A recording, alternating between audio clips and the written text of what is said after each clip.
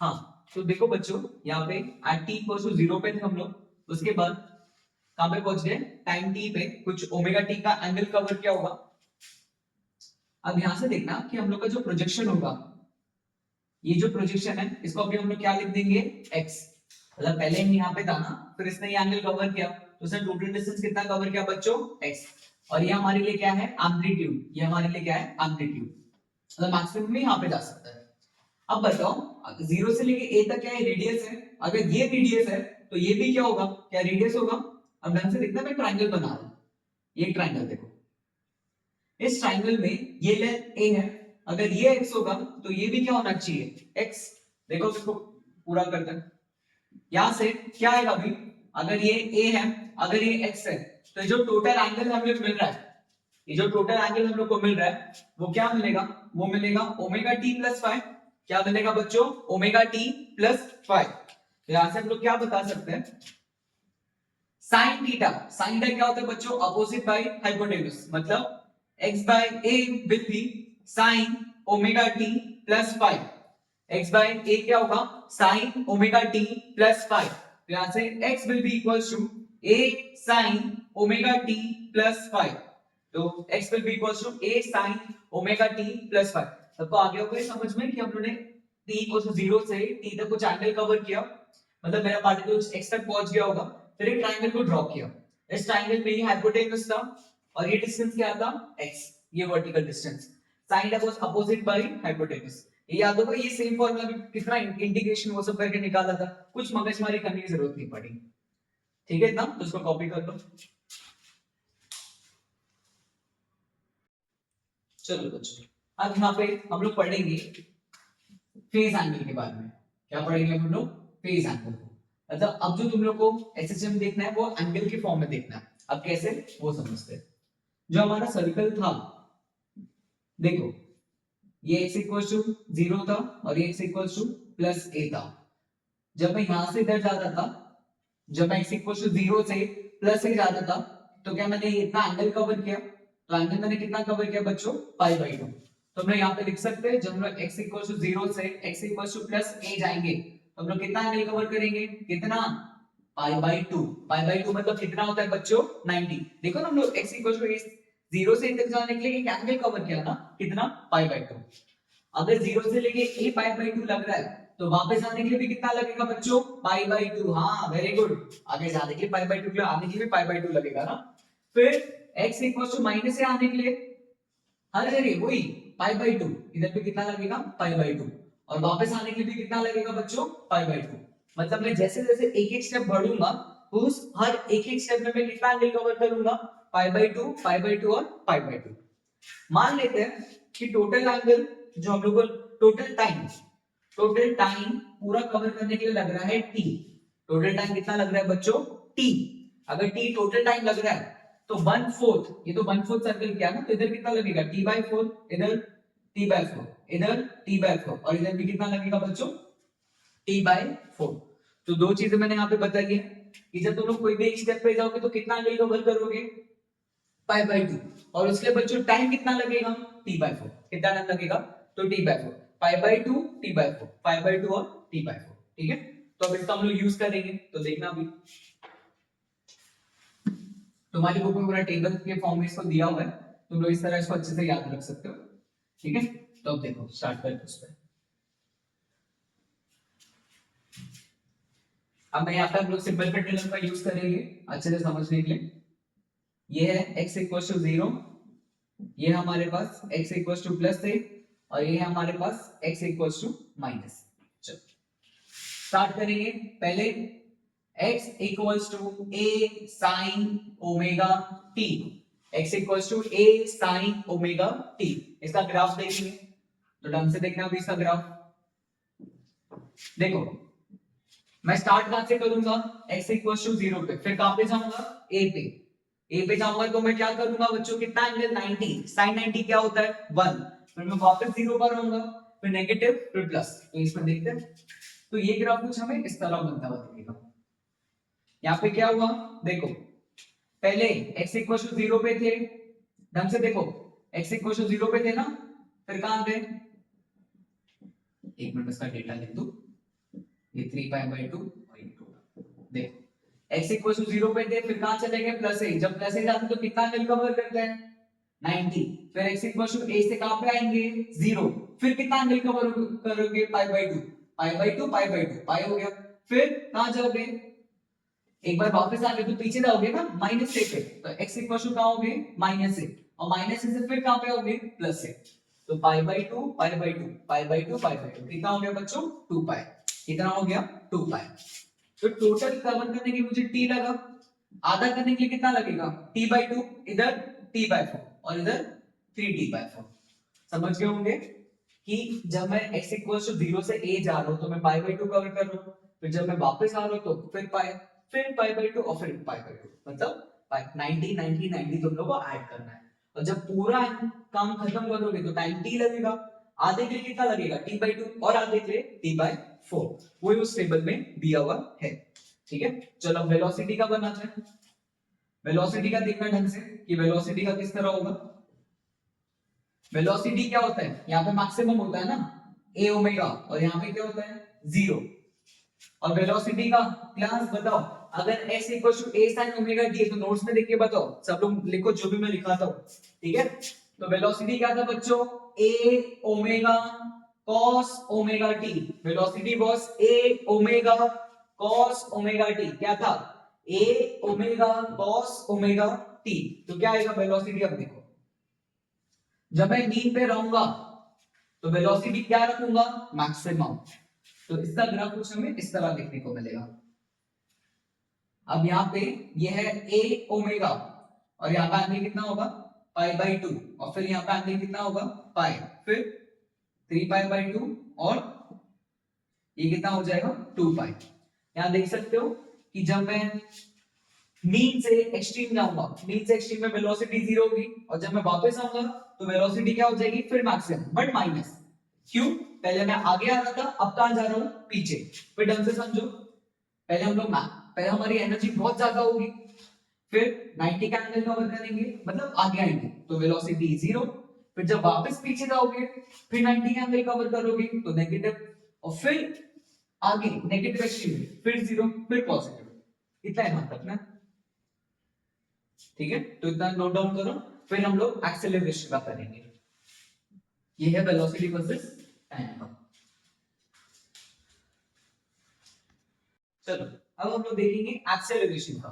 बच्चों अब एक्सेलरेशन का बनाते हैं, इधर ही मैं इसी का ही रेफरेंस लेके एक्सेलरेशन बच्चों फॉर्मूला बताओ, माइनस ओमेगा स्क्वायर ए साइन ओमेगा टी।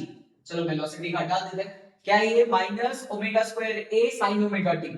इधर तो ग्राफ की ढंग से समझना, क्या इधर साइन ओमेगा टी था, हाँ सर इधर साइन ओमेगा टी था, क्या इधर साइन ओमेगा टी है, हाँ इधर भी साइन ओमेगा टी है, सही बात है, लेकिन इधर प्लस है और इधर क्या है माइनस, मतलब जब डिस्प्लेसमेंट पॉजिटिव होगा तो एक्सेलरेशन क्या हो जाएगा नेगेटिव, और जब डिस्प्लेसमेंट नेगेटिव होगा तो एक्सेलरेशन क्या हो जाएगा पॉजिटिव।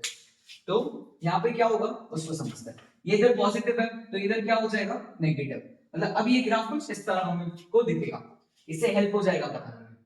तो अगर तुमने डिस्प्लेसमेंट का सीख लिया उसका नेगेटिव कर देना तो क्या मिल जाएगा एक्सेलरेशन।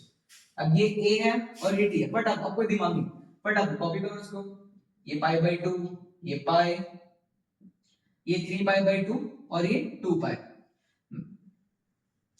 यहाँ पे क्या होगा माइनस ओमेगा स्क्वायर ए, और इधर क्या हो जाएगा बच्चों प्लस ओमेगा स्क्वायर ए। देखो इसी का उल्टा बना दिया, ये पॉजिटिव था ये नेगेटिव, ये 0 तो ये 0, ये नेगेटिव था तो ये पॉजिटिव, तो सिंपल तुम लोग का एक्सेलरेशन वर्सेस टाइम का ग्राफ बन जाएगा। तो जल्दी ये ग्राफ कॉपी कर लो, इसको बोलते हैं हम लोग ग्राफिकल रिप्रेजेंटेशन ऑफ एसएचएम। ये सारे टॉपिक को हम लोग क्या बोलते हैं ग्राफिकल रिप्रेजेंटेशन ऑफ एसएचएम। ठीक है, तो कर लो इसको नोट डाउन।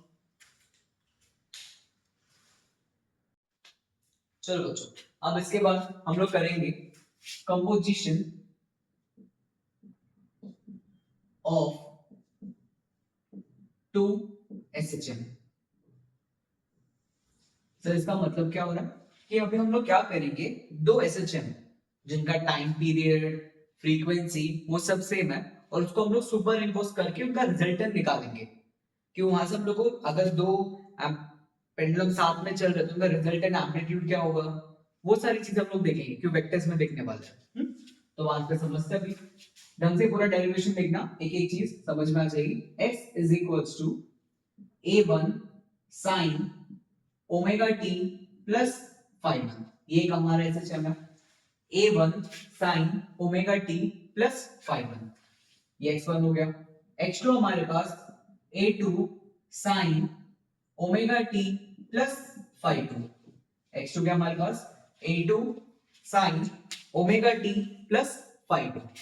अब जो रिजल्टेंट है x वो है हमारे पास x1 प्लस x2, तो उसको कैसे लिखेंगे a1 sin omega t plus five plus a2 sin omega t plus five. यहाँ पे हम लोग क्या करेंगे, अभी जो साइन वाला टर्म है इसको स्प्लिट करना, इसलिए क्या करोगे बच्चों, sine a plus b, sine a plus b क्या होता है sine a cos b plus cos a sin b, साथ में बोलो क्या होता है ये sine a cos b plus cos a sin b। तो यहाँ पे यूज करेंगे तो क्या होगा a1 sin omega t cos five plus a1 cos omega t sin five, sin a cos b plus cos a sin b plus a2 sin omega t cos five 2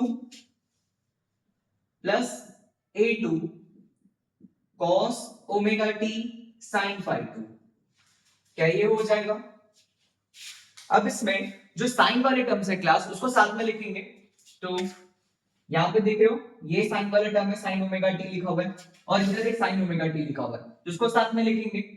मैं यहाँ पे साइन ओमेगा टी को नीचे लिख रहा हूं, तो अंदर हमारे पास क्या बचेगा, अंदर अंदर क्या बचेगा a1 sin five sorry a1 क्या बचेगा a1 cos five plus a2 cos five, a1 cos five plus a2 cos five plus, अब जो cos वाले टर्म्स है उनको लिखेंगे, ये दिख रहा है ये cos का टर्म है और ये cos का टर्म है, तो क्या बचेगा a1 cos five plus a2 cos five 2, और इधर क्या बचेगा, अरे यार a1 sin five plus a2 sin five, ठीक है अंदर ये बचेगा, और बाहर क्या आ जाएगा cos ओमेगा t, क्या बचेगा cos ओमेगा t। तो पहले क्या किया sin ओमेगा t फाइव को ओपन किया है, sin omega t sin five को ओपन किया है, उसके बाद sin ओमेगा t वाले को साथ में cos ओमेगा t वाले को साथ में, फिर क्या करेंगे ये जो टर्म है इसको लिखेंगे r cos डेल्टा, इसको क्या लिखेंगे हम लोग r cos डेल्टा, और ये जो टर्म है अगर इधर cos है ना तो इधर लिखेंगे r sin डेल्टा, मतलब ये पूरे cos की जगह मैंने एक टर्म यूज किया है और ये पूरे sin की जगह एक टर्म को यूज किया है, तो यहां से हमारे पास फाइनल रिजल्ट क्या बैठेगा, इधर से r sin omega t cos delta plus r cos omega t sin delta. अब यहां से क्या आ जाएगा r प्लस r, और इधर क्या बचेगा sin omega t plus delta, देखो ना sin a cos b plus cos a sin b, यहां से हम लोग को आ जाएगा x का रिजल्टेंट एक्सप्रेशन, यहां से हम लोग को x का क्या आ जाएगा रिजल्टेंट एक्सप्रेशन। यहां तक कॉपी करो फिर इसको हम स्पेशल केसेस पढ़ते हैं। हाँ अब यहां पे इस r को कैसे लिख सकते हैं, r will be under root of r sin delta का whole square plus r cos delta का होल स्क्वायर। क्यों, याद रखो स्कूल में ट्रिग्नोमेट्री पढ़ते थे तो वहां पे sin square plus cos square क्या होता था 1, और r स्क्वायर का अंडर रूट क्या दे देगा हम लोग को r का एक और फॉर्मूला होगा under root of a1 square plus a2 square plus 2a1 a2 into cos delta phi, where phi is the phase difference, मतलब ये phi 1 minus phi 2 होगा, क्या होगा ये phi 1 minus phi 2। वेक्टर्स का याद करो, वेक्टर्स में क्या होता है under root of a square plus b square plus 2ab cos, ये कुछ वैसा ही है रिजल्टेंट फेज। या रिजल्टेंट एम्पलीट्यूड की मैं बात कर रहा हूं। इधर से बी कौन r sin डेल्टा अपॉन में r cos डेल्टा।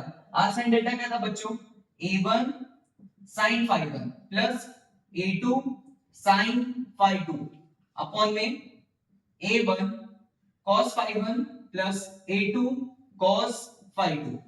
अब इसको हम लोग क्या बोल सकते हैं, यहां से r और r कैंसिल होगा, sin अपॉन cos क्या होता है बच्चों, tan। क्या होता है ये, tan। तो यहां से हम लोग को ये जो डेल्टा है वो आ जाएगा tan inverse of a1 sin phi 1 plus a2 sin phi 2 divide में a1 cos phi 1 plus a2 cos phi 2। ये आपको बताया था, जस्ट सिर्फ डिवाइड कर दिया, ठीक है। ये पार्ट तुम लोग याद रख सकते हो, न्यूमेरिकल्स करने के लिए काम आ जाएगा। तो कर लो जल्दी कॉपी। चलो बच्चों, इसके बाद हम लोग जो टॉपिक पढ़ेंगे that is energy of a particle in SHM.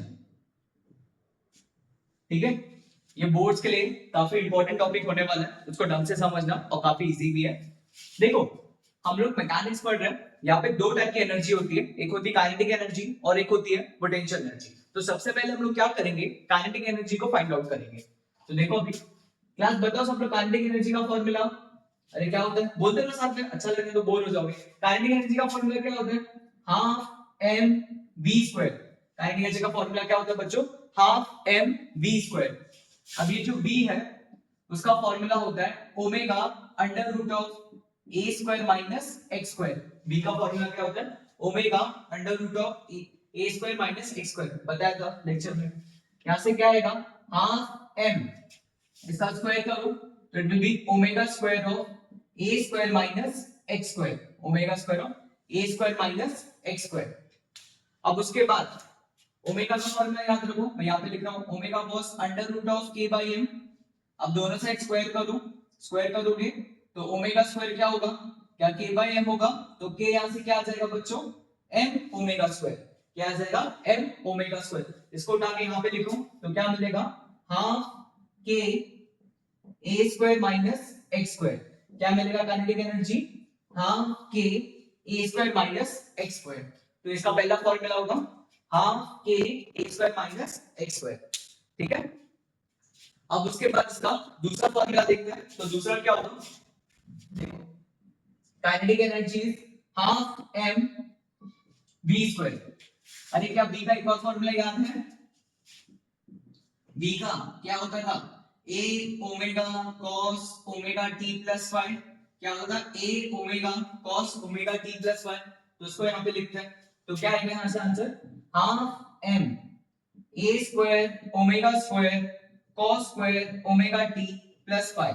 ज्यादा डरने की जरूरत नहीं, सिर्फ b का स्क्वायर क्या हुआ है, a square omega square cos square omega t plus 5। अब यहां से m और ओमेगा, तो फाइनल आंसर क्या आ जाएगा, हाफ m ओमेगा स्क्वायर क्या होता है k। यहां से लास्ट आंसर क्या आ जाएगा, half k a square cos square omega t plus 5। तो यहां से हम लोग को क्या मिल गई बच्चों, काइनेटिक एनर्जी।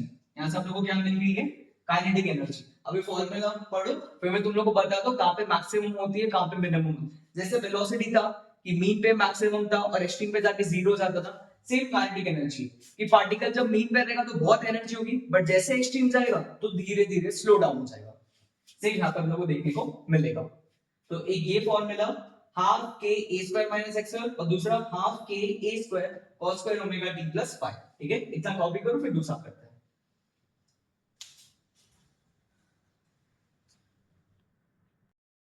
चलो बच्चों, अब इसके बाद हम लोग देखेंगे पोटेंशियल एनर्जी। अब इसके बाद हम लोग क्या पढ़ेंगे, potential energy of a particle. चलो अब पोटेंशियल एनर्जी का थोड़ा सा मतलब समझ लेते हैं कि करना क्या है। देखो यहाँ पे से समझा दो, यहाँ पे जब हम एक स्प्रिंग को कंप्रेस करेंगे तो क्या मुझे वर्क करना पड़ेगा। देखो जब मैं इस स्प्रिंग को जोर से कंप्रेस करूंगा तो क्या मुझे वर्क करना पड़ेगा, हाँ। अब मेरा जो वर्क है, मेरा वर्क क्या होगा, एक एनर्जी के फॉर्म में, एक एनर्जी के फॉर्म में स्टोर हो जाएगा, एक एनर्जी के फॉर्म में क्या हो जाएगा, स्टोर। किसमें, स्प्रिंग में। ढंग से समझो कि मैं वर्क करके पहले स्प्रिंग को कंप्रेस करूंगा, तो मैं जो वर्क कर रहा हूं वही एनर्जी के फॉर्म में स्प्रिंग में स्टोर हो जाएगा। जैसे तुम लोग हाथ हटा के जो ब्लॉक है वो वापस दूर जाता है, भाई मैंने तो नहीं किया, किसने किया, स्प्रिंग ने किया।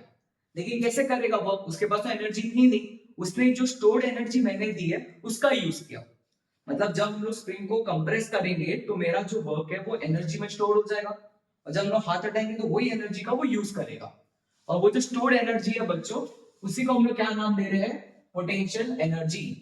उसी को हम लोग क्या नाम ले रहे हैं, पोटेंशियल एनर्जी। तो हम लोग काम करते पहले वर्क निकालते हैं, छोटा सा वर्क डन निकालेंगे। ये जो वर्क डन होगा, ये वर्क डन को लिखेंगे F डॉट माइनस dx। क्यों भाई, मैं फोर्स तो अंदर लगा रहा हूं, इधर ढंग से स्प्रिंग के लिए समझो, ठीक है। लेकिन स्प्रिंग धक्का आगे की तरफ दे रहा है, बट मैं डिस्प्लेस क्या कर रहा हूं, अंदर। स्प्रिंग का जो फोर्स है क्या वो आगे की तरफ है, हाँ, और मैं जो धक्का दे रहा हूं वो अंदर हो रहा है। मतलब स्प्रिंग फोर्स बाहर लगा रही है बट डिस्प्लेसमेंट अंदर हो रहा है, तो इसलिए माइनस आ रहा है। मैं स्प्रिंग की बात कर रहा हूं, स्प्रिंग फोर्स बाहर की तरफ लगा रही है बट डिस्प्लेस अंदर हो रहा है। इधर F क्या था चैप्टर के स्टार्टिंग में, F was minus kx। F क्या था बच्चों, माइनस kx। तो ये जो वर्क डन आएगा वो आ जाएगा Fx dx। क्या आएगा ये, Fx dx। सब ये याद होगा फॉर्मूला, चैप्टर के स्टार्टिंग में बताया था, F was माइनस kx।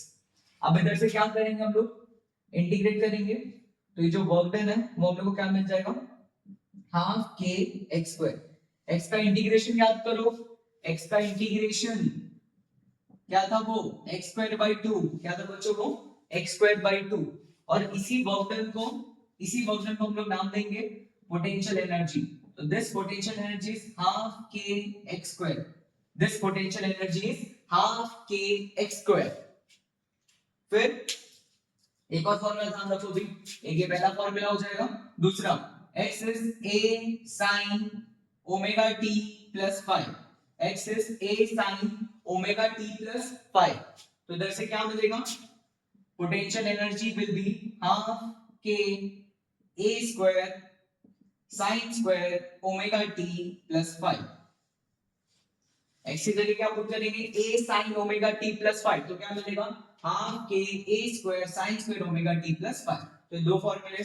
अब तक जो भी पढ़ा उसको रिवाइज करते हैं। काइनेटिक एनर्जी का फॉर्मूला जल्दी बोलो, half k a square minus x square. दूसरा फॉर्मूला क्या था, half k a square cos square omega t plus 5। Potential energy का half k a square x square, sorry, potential energy half k a square sin square omega t plus 5। तो यहां पे अपने potential energy भी जान लिया और kinetic energy भी जान लिया। अब उसके बाद देखते हैं, ठीक है, जल्दी से नोट डाउन कर लो वीडियो पॉज करके।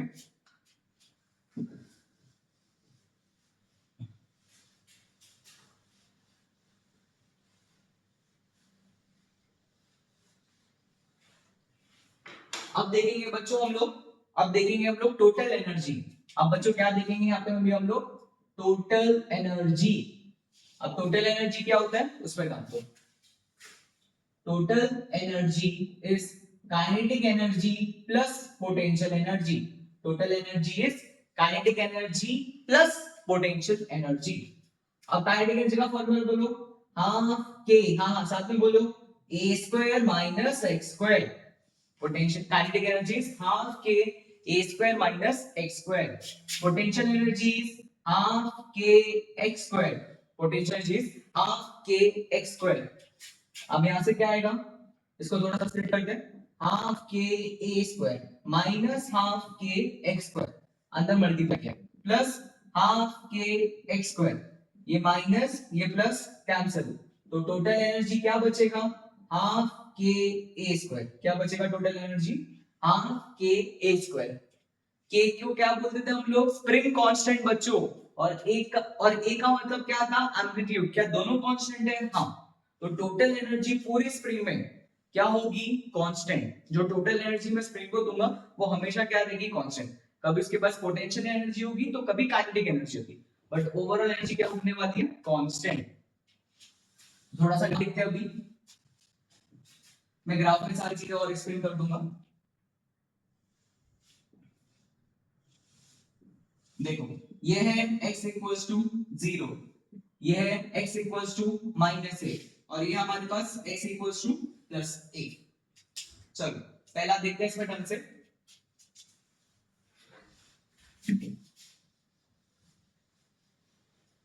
पहले हम लोग बात करेंगे बच्चों पोटेंशियल एनर्जी की। किसकी बात करेंगे हम लोग? पोटेंशियल एनर्जी की।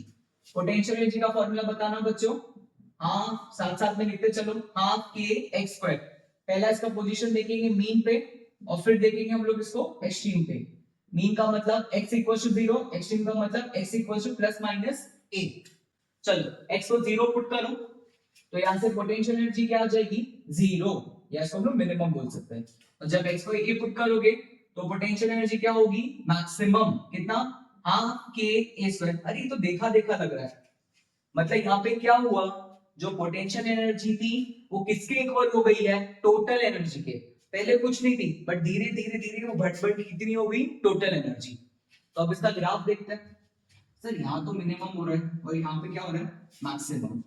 ये जो पोटेंशियल एनर्जी है इसका ग्राफ कुछ इस तरह हम लोग को बनता हुआ दिखेगा, पैराबोला जैसा। यहाँ पे सब लोग देख पा रहे होंगे ग्राफ को कि इधर तो मिनिमम है और इधर क्या है बच्चों? मैक्सिमम। और इधर भी क्या है? ये मैक्सिमम। ये ग्राफ को देखो ठीक से। ये किसका ग्राफ है? पोटेंशियल एनर्जी का। किसका ग्राफ है ये? पोटेंशियल एनर्जी का। Very good. चलो उसके बाद अब हम देखेंगे ग्राफ काइनेटिक एनर्जी का। किसका? काइनेटिक एनर्जी का फॉर्मूला बताओ बच्चों। हाँ हाँ बोलो बोलो। Half k a square minus x square. तो ये होता है मीन पोजीशन और ये होता है एक्सट्रीम पोजीशन। चलो अब जब x को 0 रखोगे तो क्या होगा? तो मैंने x को 0 रखा तो यहां से काइनेटिक एनर्जी क्या मिली?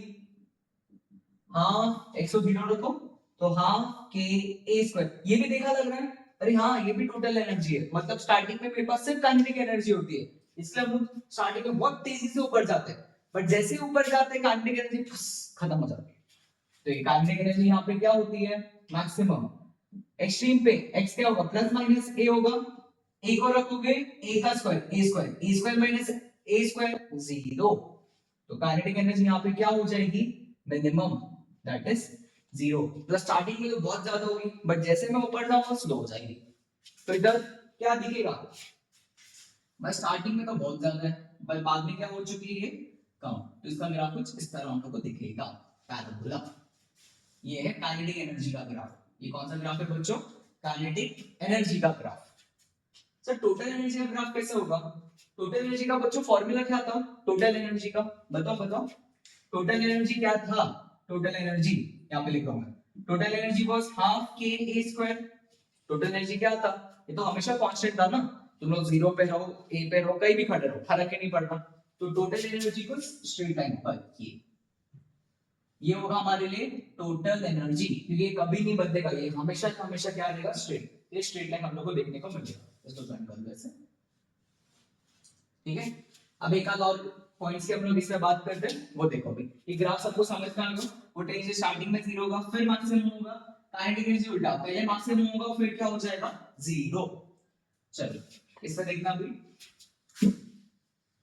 कुछ और पॉइंट्स पे हम लोग डिस्कस करते हैं। अब यहाँ पे ये जो पॉइंट मैंने लिखा हुआ है इधर तुम लोग देख पा रहे हो, रेड और ब्लू लाइन मिक्स हो गए। रेड और ब्लू लाइन क्या हो चुके हैं? जॉइन। मतलब इस पॉइंट पे kinetic energy is equals to potential energy. ये पॉइंट पे क्या हो रहा है? यहाँ पे काइनेटिक एनर्जी और पोटेंशियल एनर्जी क्या हो गए बच्चों? सेम। तो देखते हैं कौन सा पॉइंट है ये। Kinetic energy is equals to potential energy. Kinetic energy का formula half k a square minus x square. Potential energy का हाफ के एक्स स्क्वायर।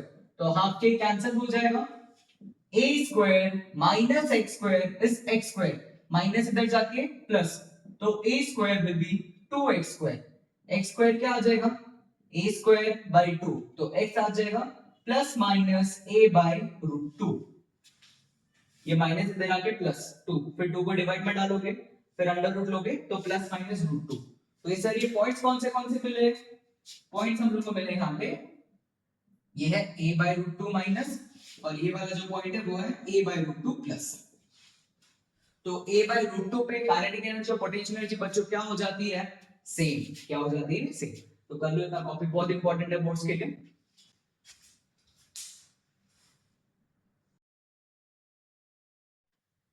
चलो बच्चों, अब दूसरा एक इंपॉर्टेंट टॉपिक पढ़ेंगे। तो सारे इंपॉर्टेंट है, हाँ वैसे तो सभी इंपॉर्टेंट है, बट ठीक है। ये सिंपल टॉपिक है, इसका नाम है सिंपल पेंडुलम। हाँ सिंपल है, ठीक है। अब जो पेंडुलम हम लोग कब से देखते आ रहे हैं, मीन, एक्सट्रीम, ये जो हम लोग कब से देखते आ रहे हैं, इसका सर टाइम पीरियड क्या होता है, कि वो कितने टाइम में एक ऑसिलेशन कवर करता है, उसको अभी हम लोग को देखना है। तो यहाँ पे क्या होगा, देखना ढंग से। ये हमारा पेंडुलम है। पहले इसको हम लोग थोड़ा सा डिस्प्लेस करेंगे, थोड़ा मतलब कुछ एंगल थीटा से। यहाँ पे मैंने बहुत देखा है, बट मैं इसको थोड़ा सा डिस्प्लेस करूंगा। अभी तो थोड़ी सी एफबीडी खेलेंगे। नीचे की तरफ क्या आएगा बच्चों, mg। क्या आता है बच्चों यहाँ पे, mg। अब यहाँ पे क्या होगा, तो थोड़ा सा इधर ऐसे एक्सटेंड करते हैं। अब यहाँ पे this angle will be theta, corresponding angle से ना। या फिर ये एंगल थीटा है, तो ये एंगल भी क्या होगा, थीटा। थीटा के साथ वाला कंपोनेंट क्या होता है बच्चों, mg cos थीटा। थीटा के साथ वाला क्या होता है, mg cos theta.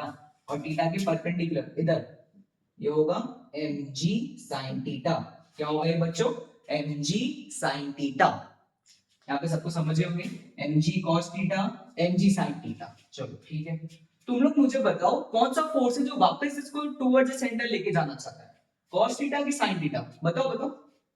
cos theta पे डर लग रहा है, ये तो लेके नहीं जाएगा। क्या sin थीटा ही वापस लेके जाएगा, sin थीटा की वजह से तो जाएगा ये। तो रिस्टोरिंग फोर्स कौन प्रोवाइड कर रहा है, रिस्टोरिंग मतलब कौन इसको वापस मीन की तरफ लेके जा रहा है, sin थीटा। अब कैसे लिखोगे उस पर बात करते हैं। तो the restoring force F will be minus mg sin theta, minus mg sin theta। Sir minus क्यों लगा है, फोर्स और डिस्प्लेसमेंट। जब ये आगे जा, अब ये आगे डिस्प्लेस किया ना, बट फोर्स कहां लग गया, पीछे, इसलिए क्या लगा, माइनस। अब ये ट्रायंगल पे थोड़ा सा बात करते हैं, इधर देखो। मान लो इसका लेंथ l है और इसने कुछ डिस्प्लेस किया x, और ये एंगल क्या हमारे पास, थीटा। ये हमारे पास एंगल क्या है बच्चों, थीटा। अभी थीटा बहुत छोटा है, अभी ये जो थीटा है बहुत छोटा है, तो f को कैसे लिख सकते हैं, minus M G into theta, minus M G into theta. जब साइन जीरो जीरो होता है ना, जब साइन का बहुत छोटा एंगल होता है, जब साइन का बहुत छोटा एंगल होता है, तो sine theta is approximately equals to theta. जो भी तुमको मैथ्स नहीं है उसको लर्न कर सकते हैं, ठीक है। चलो अब साइन थीटा क्या होगा, opposite by hypotenuse. Sine theta क्या होगा, अपोजिट बाय हाइपोटेन्यूज। तो यहां से क्या आएगा हम लोग का answer, F will be minus mg opposite by hypotenuse, opposite by hypotenuse। जो फोर्स है, फोर्स का फॉर्मूला बताओ, वो क्या होता है बच्चों, मास इनटू एक्सेलरेशन। क्या होता है ये, mass into acceleration, and this is minus mg x by l। This is minus mg x by l। m से m कैंसिल हो जाएगा, यहां से क्या बचेगा तुम्हारे पास, ढंग से देखो अभी क्या बचेगा, a will be minus g by l into x। क्या कुछ देखा देखा लग रहा है, देखो देखो, a क्या था हमारे पास, माइनस ओमेगा स्क्वायर एक्स। अरे हाँ, a का formula minus omega square x. क्या तुम लोग को ओमेगा स्क्वायर मिल गया, हाँ। कभी भी फिजिक्स में टाइम पीरियड जैसी चीज निकालनी हो, तुमको पहले क्या निकालना पड़ेगा, ओमेगा स्क्वायर। तो यहां से ओमेगा स्क्वायर क्या मिल गया हम लोग को, g by l। तो ओमेगा क्या मिलेगा, omega under root G by L. क्या मिलेगा ये, under root G by L. अब यहां से इधर लिख रहा हूं, देखो ढंग से। अब देखो इसके बाद ओमेगा, पहले फोर्स निकाला, mg sin theta restoring force, sin theta को 1/l लिखा हुआ है, फोर्स का लिखा मास इनटू एक्सेलरेशन, मास और मास को कैंसिल किया, a क्या मिला, minus G by L into X. a को कंपेयर करेंगे जनरल रिजल्ट से, तो ओमेगा मिलेगा। ओमेगा का फॉर्मूला बताओ बच्चों, क्या होता था, 2 पाई बाय t। क्या होता था ये, 2 pi by t, and this will be equals to under root g by l। किसके इक्वल होगा ये, under root g by l के। तो यहां से टाइम पीरियड t क्या मिलेगा, t will be 2 pi under root l by g। t will be 2 pi under root L by G. So this is the time period of a simple pendulum. This is the time period of a simple pendulum. ठीक है, तो पहले force निकालेंगे, force से acceleration आएगा, acceleration में omega मिलेगा, फिर इसका आंसर आ जाएगा। तो बच्चों कर लो इतना कॉपी, फिर आगे इस पे बात। ठीक है बच्चों, हमारे बुक में एक दिया हुआ है, इसको बोला गया है सेकेंड्स पेंडुलम। क्या बोला गया उसको बच्चों? Seconds pendulum. इसका कुछ ज्यादा मतलब नहीं होता, इसका मतलब है t is equal to 2 seconds.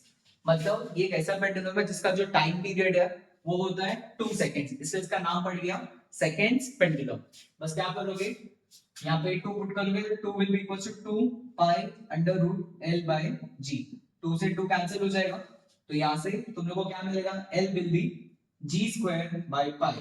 क्या मिलेगा, L G square by pi. यहाँ से जब लेंथ निकालोगे तो 1 मीटर के आसपास इसका आंसर आ जाता है। ओके, तो ध्यान रख लेना, सेकेंड्स पेंडुलम का मतलब क्या होता है, t इक्वल टू क्या होता है, ये 2 सेकेंड्स। फिर t को इधर पुट करोगे 2 से 2 कैंसिल, फिर स्क्वायर करोगे तो ये आंसर आ जाएगा। ठीक है, अब इसके बाद हम लोग पढ़ेंगे एंगुलर एसएचएम में। अब इसके बाद हम लोग क्या करने वाले हैं, एंगुलर एसएचएम में। तो देखो अभी, तो एंगुलर एसएचएम क्या होगा उस पर देखना अभी, ये भी एक इजी टॉपिक है, एंगुलर एसएचएम। पहले इसका एक डायग्राम समझते हैं। एक रस्सी है और इससे मैंने एक डिस्क को बांध दिया। अब मैं क्या कर रहा हूं, इस डिस्क को मैं घुमा रहा हूं, डिस्क को मैं क्या कर रहा हूं, ऐसे रोटेट कर रहा हूं।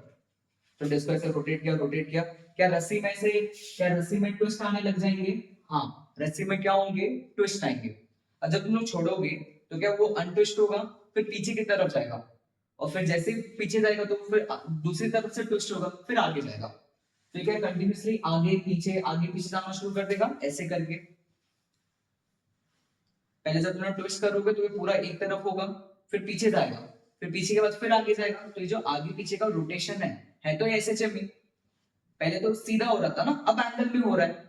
तो ऐसे एसएचएम को जो एंगल्स में होते हैं उनका नाम क्या पड़ा, एंगुलर एसएचएम। क्या नाम पड़ा इनका, एंगुलर एसएचएम। अब यहाँ पे आएगा torque is proportional to theta. मतलब जब मैं जितना ज्यादा टॉर्क, मतलब जो रोटेशनल इफेक्ट प्रोड्यूस करे, क्या प्रोड्यूस करे, रोटेशनल इफेक्ट। मैं जितना ज्यादा खींचूंगा क्या उतना ज्यादा वो एंगल पे बेंड होगा। हाँ, तो torque will be proportional to theta.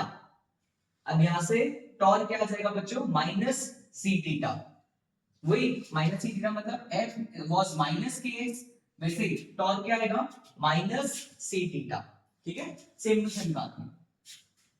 Torque को लिखेंगे हम लोग आई अल्फा, पहले चैप्टर रोटेशन से। टॉर्क क्या होता है बच्चों, I alpha, and this is minus C by theta. This is minus C by theta. तो अल्फा क्या मिलेगा बच्चों, minus C by I into theta. क्या मिलेगा ये, alpha will be minus C by I into theta. बच्चों A का formula होता है D square X by D T square, पढ़ाया था ना। ए का फॉर्मूला क्या होता है, D square X by D T square. वैसे ही अल्फा, अल्फा का मतलब क्या होता है, एंगुलर एक्सेलरेशन। क्या होता है ये, एंगुलर एक्सेलरेशन। ये होगा D square theta by D T theta, D T square, D square theta by D T square. Same इधर से लिखो, तो D square theta by D T square, minus को इधर जाके क्या करना है, plus, plus c by I theta is equals to 0। इसको बोलते हैं हम लोग डिफरेंशियल इक्वेशन, इसको बोलते हैं हम लोग differential equation of angular SHM. मैं बहुत स्ट्रेस कर रहा हूं एंगुलर एसएचएम में, तो ये भी बोर्ड में बहुत बार पूछा गया है। ये क्या हो जाएगा हमारे लिए, एंगुलर एसएचएम। पहले टॉर्क निकाला, टॉर्क को आई अल्फा लिखा, अल्फा मिला minus C by into theta, फिर अल्फा को लिखा है, फिर यहाँ पे पुट किया। ठीक है, 2 मार्क्स ले आता है, काफी ज्यादा इंपॉर्टेंट है। डेरिवेशन में भी तुम लोग देख रहे हो, लिख रहे हो जाएगा, तुम लोग को बहुत बार इसको रिपीटेडली लिखना पड़ेगा, तब जाके अच्छे से होंगे। ठीक है, तो करो इसका कॉपी।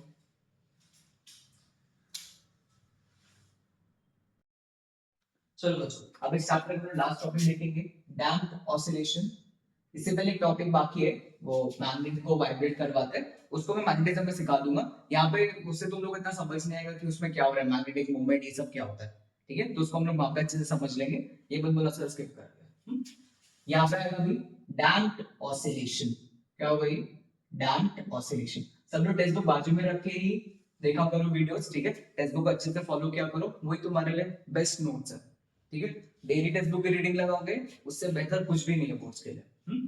चलो अब डैम्प्ड ऑसिलेशन देखते हैं।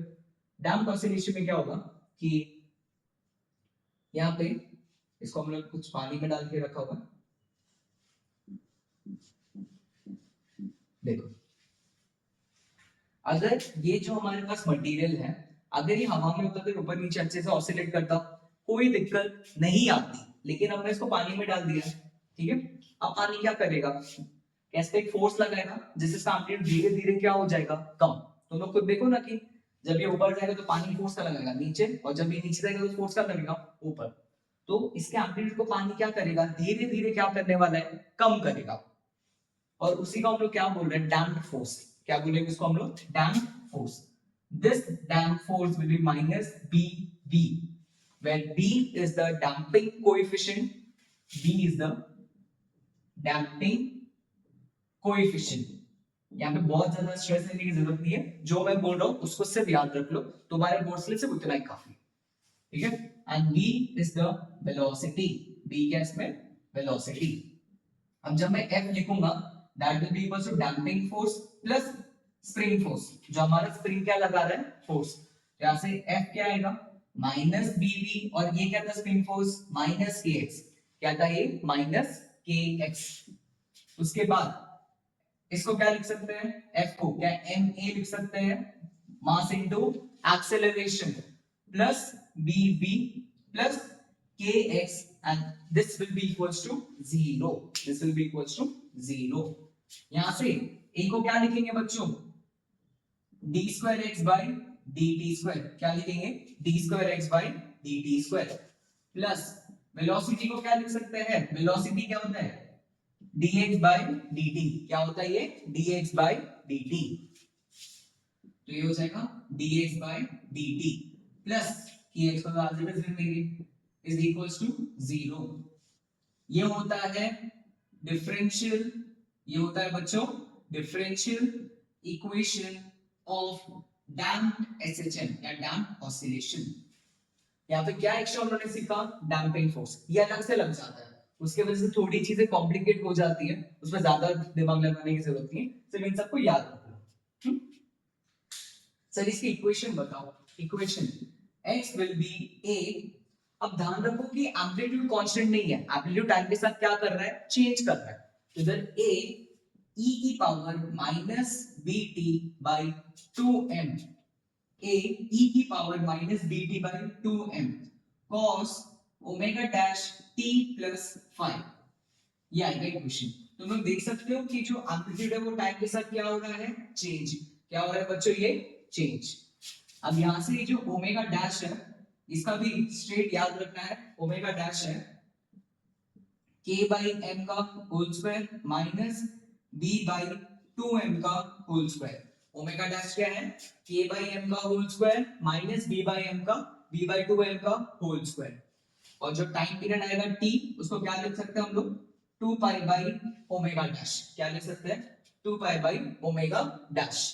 ओके, तो पहले क्या क्या ध्यान रखना है? डिफरेंशियल इक्वेशन, फिर x का कि इसका बेसिकली डिस्प्लेसमेंट हो कैसे रहा है? a e की power minus bt by 2m cos omega dash plus 5, फिर ओमेगा डैश का फॉर्मूला से ध्यान रखना है। और ये ठीक है। अब ग्राफ देख लेते हैं, जो ग्राफ दिया हुआ है हमारे टेक्स्ट बुक में। यहाँ पे देखो अभी इस ग्राफ को, तो वो ग्राफ कैसे होगा?